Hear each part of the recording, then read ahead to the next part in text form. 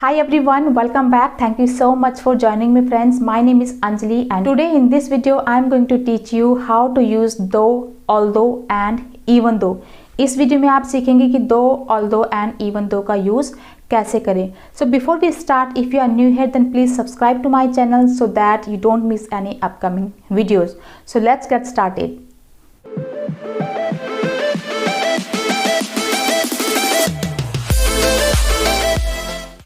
Although and even though conjunctions हैं और conjunction का क्या यूज़ होता है, ये दो या दो से ज़्यादा सेंटेंसेस को आपस में जोड़ने का काम करते हैं. ऑलराइट, अब देखते हैं फ्रेंड्स कि दो, ऑल्दो एंड इवन दो किस तरह का सेंस देते हैं, इनका बेसिकली क्या मतलब निकलता है. तो इनका मतलब होता है फ्रेंड्स हालांकि, भले ही, माना कि या फिर भी. हिंदी में हम ऐसे वर्ड्स का यूज़ करते हैं और इंग्लिश में इन्हीं वर्ड्स को यूज़ करने के लिए, इनका सेंस देने के लिए हम दो, ऑल्दो एंड इवन दो का यूज़ करते हैं. ओके, हालांकि, भले ही, माना कि या फिर भी. अब देखते हैं इन तीनों में ही एक चीज़ सेम है और वो क्या है, वो है फ्रेंड्स इन तीनों का ही यूज़ हम कंट्रास्ट बताने के लिए करते हैं. कंट्रास्ट. और कंट्रास्ट क्या होते हैं, कंट्रास्ट होते हैं एक दूसरे से ऑपोजिट. जैसे ब्लैक एंड वाइट, ये कलर एक दूसरे से ऑपोजिट हैं. ऐसे ही यहाँ पर दो सेंटेंसेस दिए होंगे और दोनों ही सेंटेंसेस आपस में एक दूसरे से ऑपोजिट होंगे. एक सेंटेंस में कुछ बात हो रही है तो दूसरे सेंटेंस में उसके ऑपोजिट बात हो रही है, उससे उल्टे ही कुछ और बात हो रही है. ओके, तो आपने ये देखना है कि इन तीनों का यूज़ कहाँ पे करते हैं, कंट्रास्ट को बताने के लिए. ऑल्दो एंड इवन दो, इन दोनों का यूज़ हम करते हैं फॉर्मल के लिए. मतलब अगर आप कोई रिपोर्ट बना रहे हैं, कोई आप एग्ज़ाम दे रहे हैं तो वहाँ पे आप ऑल्दो एंड इवन दो का यूज़ करेंगे. और दो का यूज़ मोस्टली इनफॉर्मल के लिए ही होता है. मतलब बातचीत के लिए हम लोग दो का ही यूज़ करते हैं और दो का यूज़ काफ़ी ज़्यादा कॉमन है. तो याद रखना है आपने, दो का यूज़ करना है इनफॉर्मल के लिए और ऑल्दो एंड इवन दो का यूज़ करना है फॉर्मल के लिए, एग्जाम्स के लिए, रिपोर्ट्स बनाने के लिए, रिटन इंग्लिश के लिए. तो चलिए कुछ एग्जाम्पल्स देख के समझते हैं. अब देखिए फ्रेंड्स, यहाँ पे पहले हम सेंटेंस देख लेते हैं. The cake was delicious. Cake कैसा था, टेस्टी था, डिलीशियस था. आई डिड नॉट ईट मच. लेकिन मैंने ज़्यादा नहीं खाया. तो जैसे कि आप देख रहे होंगे कि लेकिन का यूज़ यहाँ पे हो रहा है, लेकिन उस लेकिन के लिए हमने यहाँ पे बट का यूज़ नहीं करना है. The cake was delicious but I did not eat much. यहाँ पे सेंस तो यही बनता है, लेकिन हमने यहाँ पे बट का यूज़ नहीं करना है. बट की जगह हमने यहाँ पे कॉमा का यूज़ करना है, बट लिखना नहीं है. अगर आप चाहें तो आप येट का यूज़ कर सकते हैं यहाँ पे. The cake was delicious yet I did not eat much. लेकिन मैं सजेस्ट करूंगी आपको कि येट का यूज़ आप ना ही करें, आप सिर्फ कॉमा का यूज़ करें, क्योंकि ज़्यादातर या मोस्टली यही सेंटेंस में ऐसे ही यूज़ किया जाता है. येट का यूज़ बहुत ही कम किया जाता है. तो आप देख लीजिए, अगर आपको यूज़ करना है तो गलत नहीं होगा, लेकिन नहीं करना चाहते हैं तो comma is good. So the cake was delicious I did not eat much. तो जैसे कि आप देख रहे होंगे यहाँ पे क्या है, कंट्रास्ट है. केक कैसा था, डिलीशियस था, लेकिन मैंने नहीं खाया.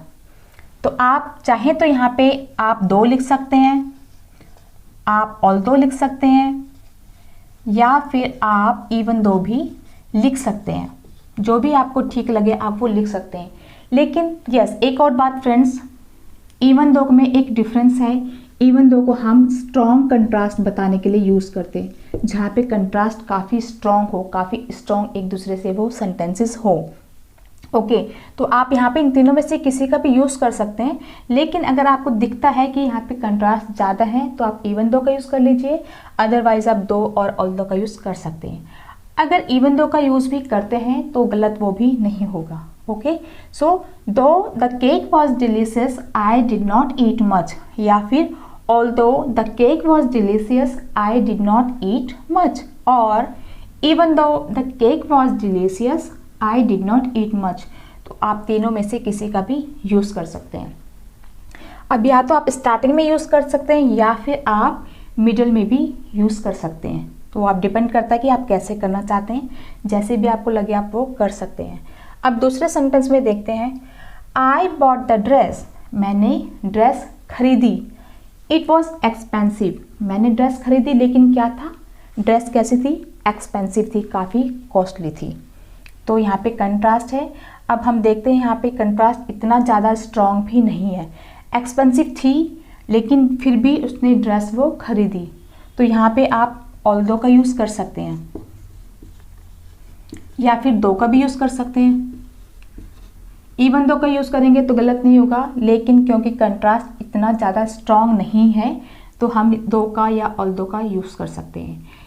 ओके, तो अगर आप स्टार्टिंग में इनका यूज़ कर रहे हैं फ्रेंड्स, तो फर्स्ट सेंटेंस के बाद यहाँ पे एक कॉमा जरूर आएगा, और अगर आप बीच में यूज़ कर रहे हैं, मिडल में यूज़ कर रहे हैं, देन आप कॉमा का यूज़ यहाँ पे नहीं करेंगे। ओके, तो याद रखना है आपने, स्टार्टिंग में यूज़ करेंगे तो यहाँ पर कॉमा आएगा, और बीच में आएंगे क्योंकि ये पूरे को एक कंप्लीट कर रहा है, पूरे सेंटेंस को कंप्लीट कर रहा है यहाँ पे, तो आपने बीच में कोई भी कॉमा नहीं लगाना है। नेक्स्ट देखते हैं, he failed dash the exam was easy. वो फेल हो गया। पहले सेंटेंस में वो क्या बोल रहा है कि वो फेल हो गया, और दूसरे सेंटेंस में क्या बताया जा रहा है, द एग्ज़ाम वॉज ईजी, हर कोई पास हो जाए।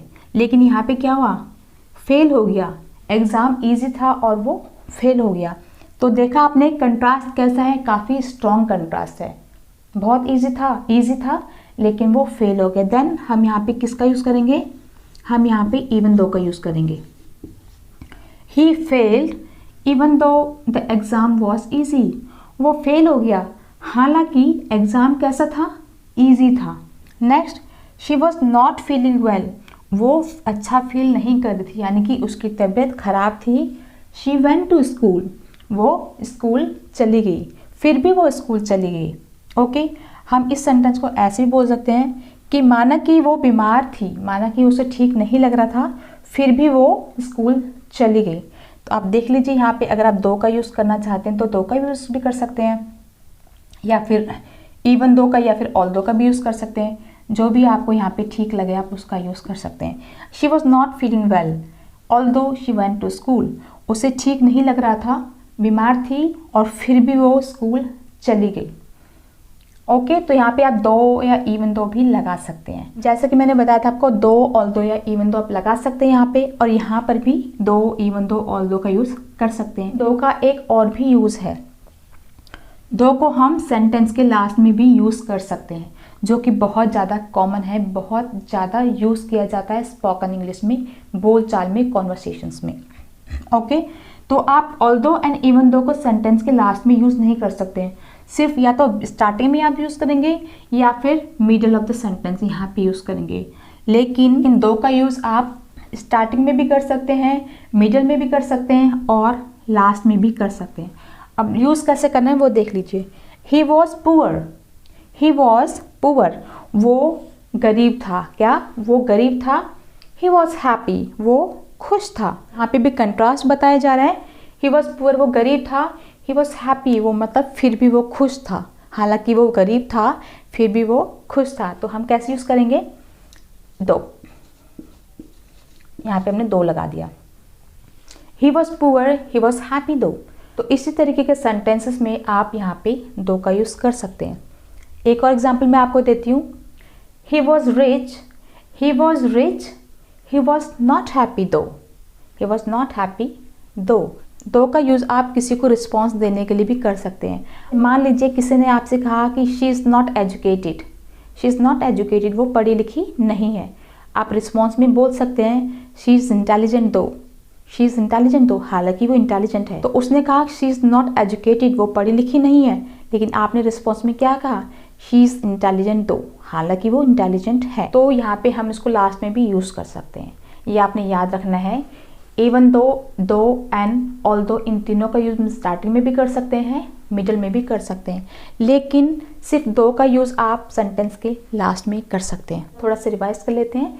दो, ऑल्दो एंड इवन दो का यूज़ कंट्रास्ट बताने के लिए किया जाता है। दो का यूज़ हम करेंगे कॉन्वर्सेशंस में, यानी कि इनफॉर्मल में, बातचीत में, और इवन दो एंड ऑल्दो का यूज़ हम करेंगे फॉर्मल में, एग्जाम्स के लिए या रिपोर्ट्स के लिए। ऑलराइट, और आप इनका यूज़ स्टार्टिंग में भी कर सकते हैं, बीच में भी कर सकते हैं। याद रखना है आपने, स्टार्टिंग में यूज़ करेंगे तो आपने यहाँ पर कॉमा ज़रूर लगाना है। फर्स्ट सेंटेंस कंप्लीट होने के बाद या फिर सेकंड सेंटेंस स्टार्ट होने के बाद आपने यहाँ पे कॉमा लगाना है। और अगर आपने इनका यूज़ मिडल में किया हुआ है, बीच में किया हुआ है, देन आप कॉमा का यूज़ नहीं करेंगे। Cake was delicious, I did not eat much. हालांकि केक कैसा था, डिलीशियस था, टेस्टी था, लेकिन मैंने नहीं खाया। I bought the dress although it was expensive. मैंने ड्रेस खरीदी, हालांकि ये क्या थी, एक्सपेंसिव थी। He failed even though the exam was easy. वो फेल हो गया, हालांकि एग्ज़ाम कैसा था, ईजी था। She was not feeling well although she went to school. उसे ठीक नहीं लग रहा था, फिर भी वो स्कूल गई। He was poor, he was happy दो। वो गरीब था, हालांकि वो खुश था, फिर भी वो खुश था। आई होप आपको सारी बातें समझ में आ गई होंगी, सारी चीज़ें क्लियर हो गई होंगी। लेकिन जब तक आप खुद से प्रैक्टिस नहीं करेंगे तब तक आप इसको समझ नहीं पाएंगे और याद भी नहीं रख पाएंगे। ओके, तो इस वीडियो को देखने के बाद आपने खुद से कुछ सेंटेंसेस बनाने हैं और कमेंट्स में जाके मुझे बताने हैं। Okay then friends, that's all for the day. Thank you so much for watching. See you in the next video. Take care, bye.